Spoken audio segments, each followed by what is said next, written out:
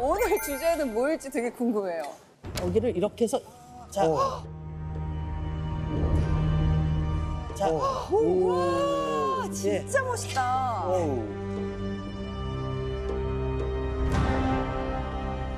야, 이거 살벌하다. 사실은 이 검은 네. 실제 우리나라 보물 671호로 그 지정되어 있는 유물을 네. 도검 장인이 재현한 거예요. 재현품이군요. 그래서 사진으로 제가 또 준비를 했으니까 진품 사진을 보시면 오 하는 느낌이 있어요. 이겁니다. 두구둥.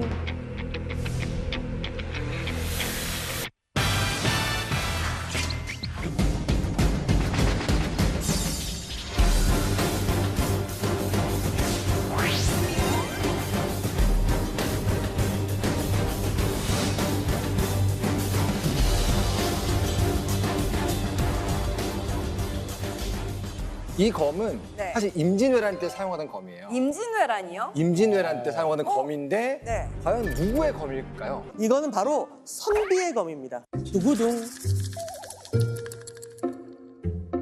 선비의 검. 선비의 검?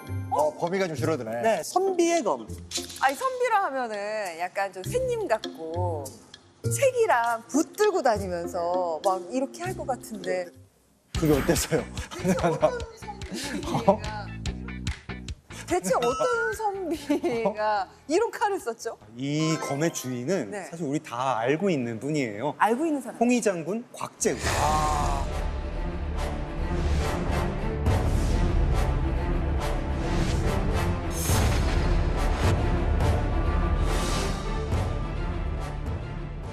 여기서 이제 어라? 하실 분들은 곽재우 장군은 알고 곽재우 장군이 사용했을 법한 칼인데 근데 곽재우 장군이 선비였어? 뭐 요게 조금 놀라실 수 있는데 곽재우 장군은 심지어 문신도 아닌 거죠. 사실은 그 벼슬길에 나가지 않고 네. 의병을 일으킨 분이니까 선비의 칼입니다.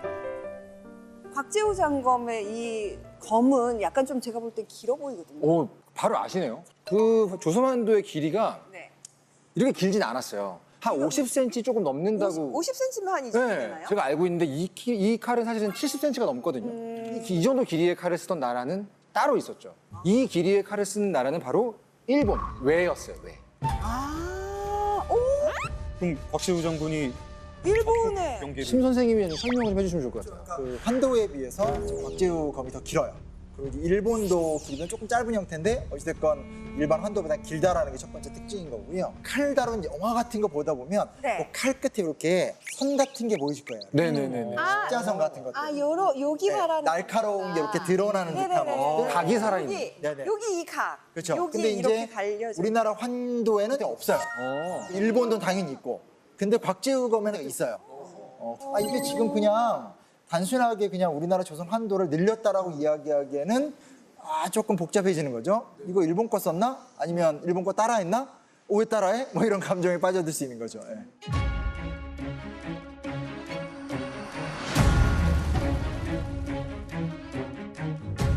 사실 이제 여러 가지 근거들이 있기 때문에 학자들의 입장이 갈리고 있는 형편 같아요. 그래서 한쪽 같은 경우는 적과 싸우다가 칼을 노획해서 그걸 사용했다라는 것이 있게 되는 거고, 네, 또 다른 득템이요.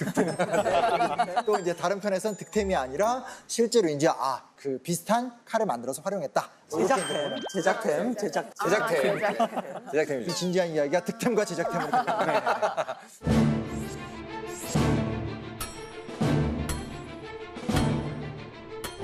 근데 검이나 칼 같은 무기도 사실 우리한테도 있었잖아요. 그 곽재우 장군도 약간 전리품식으로 일본도로 가져왔을까요? 그렇진 않을 것 같은 게 일단 의병이기 때문에 전리품으로 갖고 있기에는 상황이 녹록치 않다. 그래서 오늘 우리의 이야기는 네. 여기에서부터 이제 출발을 해보는 겁니다. 조선의 의병대장 곽재우는 왜 나라의 칼을 들었을까? 두구둥.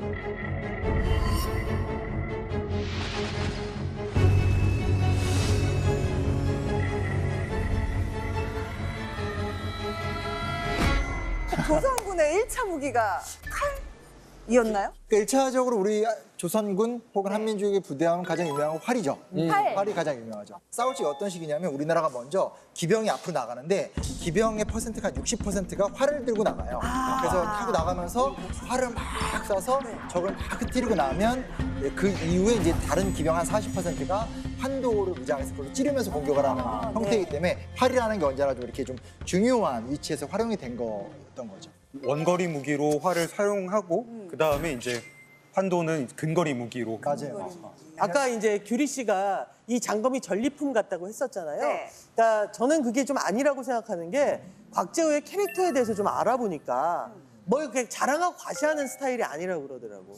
대표적인 일화로 곽재우 장군이 네. 34살의 과거에서 차석을 했다는 얘기가 있어요. 과거에서 차석을 네.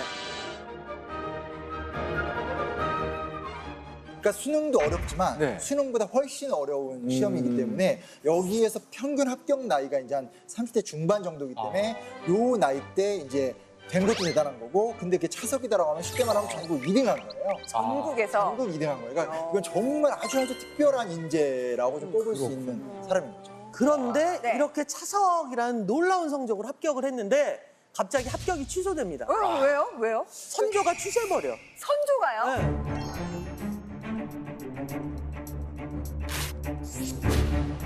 하여튼 간에 합격을 했는데 그 글의 내용에 뭔가가 선조의 마음에 들지 않았던 이유 때문에 이제 취소, 번복이 됐다라고 하니까 그것도 가능한 일이에요? 둘의 첫 만남이 아주 안 좋았던 거죠. 네. 근데 저는 이 합격이 취소된 거야. 네. 사실은 지금 난리가 나야 되는 거고 경복궁 앞에 가가지고 저기 일인 시위해야 시위하고.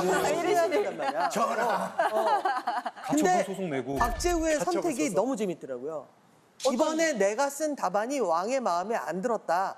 만약 그래서 떨어진 거라면 다음번에 다시 치르면 되잖아요. 그리고 다음번에는 선조 꽤 괜찮다고 생각해 왔어요. 뭐 이렇게 쓰면 되잖아. 근데 곽재우 장군은 두 번 다시 과거 시험을 보지 않습니다. 오, 단호박이네요. 아, 네. 단호박. 네. 아니 이게 다른 사람한테는 그렇게 할 수 있어도 왕한테 그렇게 하기 쉽지가 않잖아요. 그러니까 그게 사실은 만나본 적 없는 역사 속의 인물이지만 대충 이 사람이 어떤 캐릭터였겠구나라는 걸 우리가 좀 상상해 볼 수 있게 해주는 되게 중요한 일화라고 생각을 했어요. 곽재우 장군은 일종의 까칠이었어요.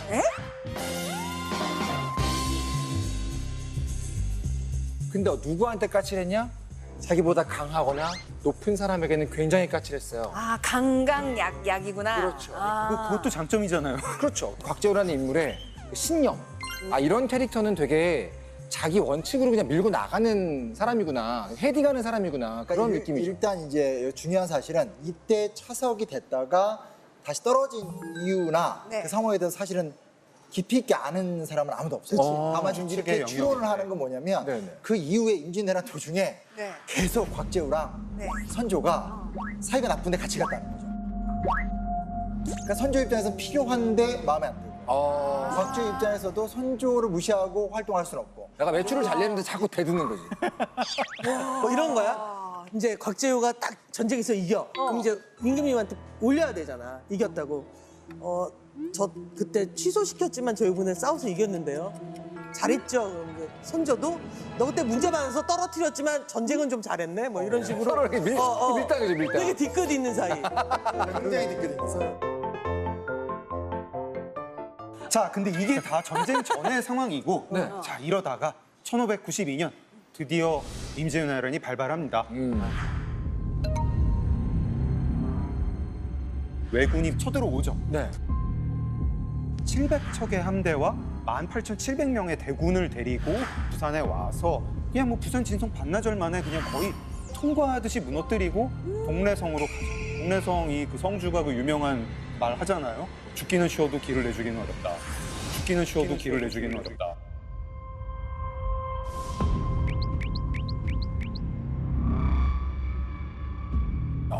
그리고 이제 전쟁이 소름 벌어지는데 그 기록을 그림으로 표현한 게 있으니까 한번 보시죠.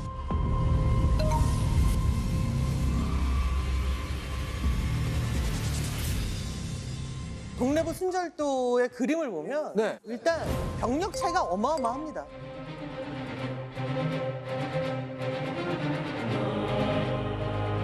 그리고 이제 여성들이 기왓장을 던지는 그런 모습도 있고. 아니 저렇게 네. 기왓장까지 던져가면서 아늑네들도 싸웠다는 그렇죠. 얘기죠? 워낙 군인이 모자르니까. 응. 처참한 거죠. 얼마나 그 전쟁 무기가 없고 게임이 안 되는 상황이라는 거잖아요. 냉정히 말하면 예상을 못한 거죠. 쳐들어올지.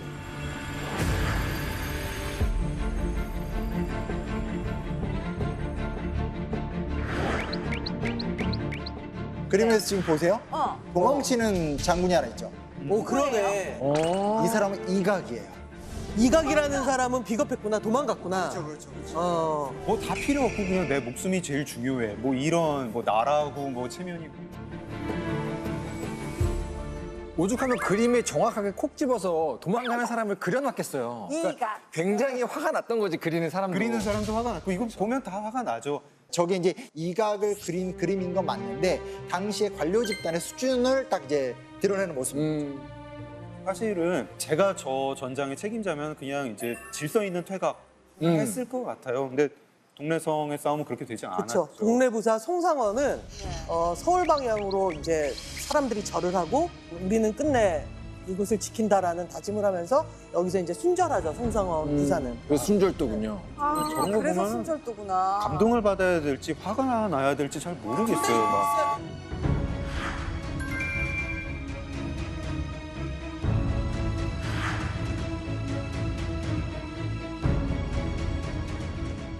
동래성에서 그런 끔찍한 전투가 있었던 건 우리가 다 아는데 2005년에 그러니까 불과 십몇 년 전에 발굴이 됐어요. 동래성의 주변에 해작. 그 당시의 전투가 얼마나 처참하고 끔찍했는지를 알 수 있는 거예요. 네. 대충 이제 뼈를 수습을 해보니까 한 100여 명을 여기서 학살을 했구나. 근데 어떤 이제 여성의 두개골이 나왔는데 네. 절단면이 두 곳이 있었고 보니까 이 여성을 무릎 꿇리게 하고 칼로 때리치고 아주 세게 내리쳤고 절단면이 아주 날카롭게 절단면이 돼 있고 그것도 두 번. 거기다 아이 5살 아이인데 총을 맞은 조총을 맞은 흔적이 있는 그런 뼈 아이한테까지. 아이한테까지 이거를 발굴을 한 이제 발굴팀이 나중에 발굴을 마치고 제사를 지냈다고 해요. 진원제를 지냈는데 하도 그 현장이 끔찍하니까 화계사분이 이제 제사를 지내면서 우셨다고 합니다. 그 정도까지. 네.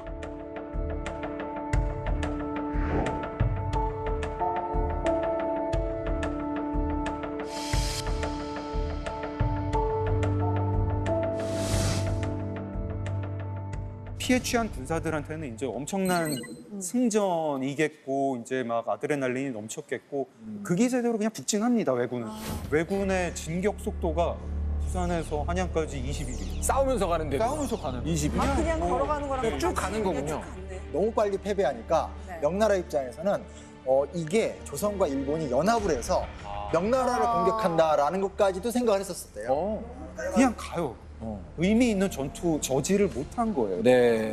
한양을 가서도 진짜 참 부끄럽고 한심한 광경이 네. 펼쳐집니다. 이제 경복궁에 네. 이제 수도에 도성을 갔는데 여기는 뭔가 좀 가면은 뭔가 좀 전투가 벌어지겠거니 근데 한 나라의 수도니까. 한나라의 수도니까 했는데. 했는데 갔는데 그냥 열려 있어. 아무도 통통 비어. 아무도 통통 비어. 그냥 비었어. 선조가 떠나버렸어. 그러니까 저기 오기도 전에 지금 선조가 도망을 친 거잖아요. 네네. 그래서 처음에 선조가 한양을 떠날 때도 되게 대신들 중에 반대하는 대신들이 많았다고 그랬겠죠. 해요. 그러니까 사실은 왕이 도망간다는 건 그 순간 전쟁 끝난 거나 다름없다고 생각했을 테니까. 그래서 알았다고 합니다, 선조가. 알았어, 안 갈게. 안 갈게 그래놓고서 비가 억수같이 쏟아지던 날 새벽이었는데 짐을 싸서 먼저 그냥 몰래 빠져나와. 아, 몰래. 안 간다고 하고요? 안 간다고 하고서 어떻게 그럴 수 있어? 어떻게 그럴 수가 있죠?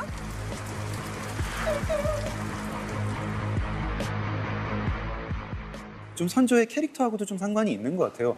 선조가 바보였으면 이렇게까지 미워하지 않을 텐데 똑똑한 사람. 네. 되게 선조가 똑똑했다고요? 네. 정말 똑똑한데 아니 근데 왜 말하자면 그랬어? 교활하고 부활해요. 자기 생각밖에 없는 사람이었다. 교활하면 더 교활하게 했었어야지 그러니까 전투를. 지금 이게 약간 속된 표현으로 얘기하면 선조는 잔머리가 잘 돌아가는 사람이에요. 잔머리요? 잔머리가 잘 돌아가고 이 싸움을 보아하니까 우리가 안 될 것 같아. 안 될 것 같고 내가 명나라 군사를 데려올게. 명나라의 지원을 받지 않으면 이길 수 없는 자기는 전쟁이다. 여기에 있고서 다른 사람 보낼 수도 있는 거잖아요. 근데 본인이 내가 시작하는 왜 거예요. 굳이 내가 이제 가야 돼? 선조의 논리는 네. 왕인 내가 직접 가서 부탁을 해야 더 잘 지원을 해줄 것이다. 정치적 비겁한 무게감이- 변명이십니다. 그렇죠. 다 그렇게 생각을 하니까. 그래서 처음에 선조가 외적의 손에 죽느니 어버이의 나라에 가서 죽겠다. 어머나. 아까 이제 어버이라고요? 그 선조 씨의 어머나. 하성군 씨의 말이었고요. 그래서 어떻게 그럴 수 있죠? 어떻게 그럴 수가 있죠? 중요한 건 이 당시에는 왕이 곧 왕조예요. 그러니까 중요한 건 왕이 잡히면 이 전쟁이 끝나기 때문에 선조는 어찌됐건 자기 자신을 보존하는 것이 좀 중요한 문제였다라는 거. 어허. 이건 조금 이해를 해줬으면 좋겠다라는 생각을 좀 내가 말하면서도 좀 그때 당시에 선조가 도망치는 속도가 얼마나 빨랐냐면 실록의 기록을 보면 선조가 하루에 많게는 140리를 가요. 그러니까 54km 정도를 가는 거죠. 그래서 평균적으로 하루에 100리, 40km 정도를 갔으니까 실제 역사 속에서 보면 왕이 잡히는 순간 전쟁이 끝나는 그렇죠. 경우가 많았기 맞아요. 때문에 맞아요. 정말 바보 같은 결정이라고만 할 수도 없어요. 맞아요. 그러면 왕은 선조는 편안하게 이제 한양을 떠날 수 있었나요? 한양도 그렇고 평양도 그렇고 떠날 때 막 류성룡 같은 사람들이 울면서 말리고 하는 일들이 계속 있었고요. 그럼에도 불구하고 유교 윤리에 따라서 이렇게 가게 되는데 문제는 백성들인 거죠. 백성들 너무 화났을 것 같아요. 백성들 입장에서 이제 너무 열받을 수밖에 없는 상황이 연출이 되게 되는 거고 경복궁이 다 불에 탔는데 이 경복궁이 선조가 떠난 자리에서 허탈감과 실망 때문에 백성들이 불을 질렀다. 이제 이런 이야기들도 많이 하게 되고요.